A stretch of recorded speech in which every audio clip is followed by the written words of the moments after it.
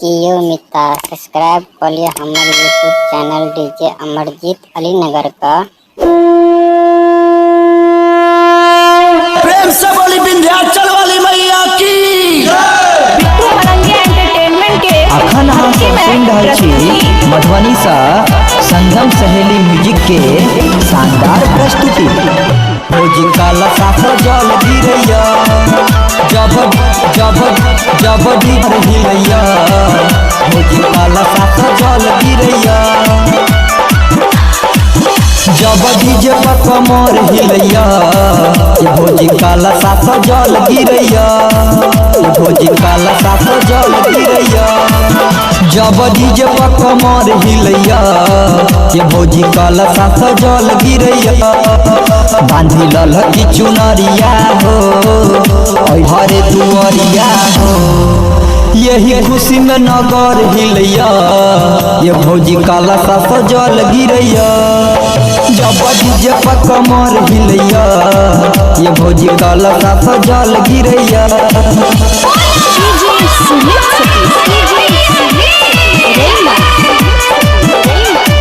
अखन अहाँ सब सुन रहल छी मधुबनी सा संगम सहेली म्यूजिक के शानदार प्रस्तुति।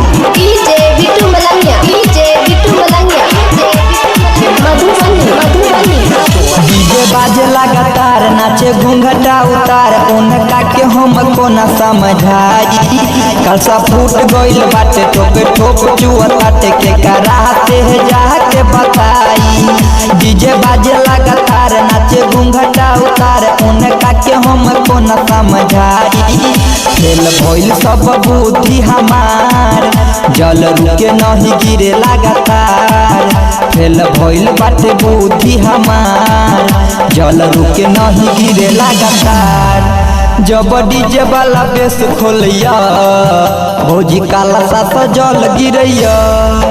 जब डीजे पर कमर हिलैया ये भोजी काला साफ जल गिरैया।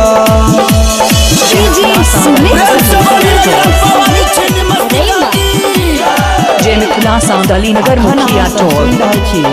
मधुबनी सा जय मिथिला साउंड अलीनगर मुखिया टोल। शानदार प्रस्तुति। डीजे बिट्टू मलंगिया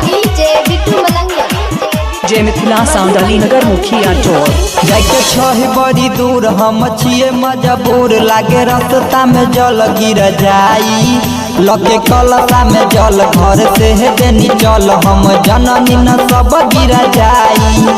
जाके छह बड़ी दूर हम छिए मजबूर। लागे रास्ता में जल गिर जाई। बिट्टू कहे सत्यम सरगम से बुझ दिलावा के हम रखले।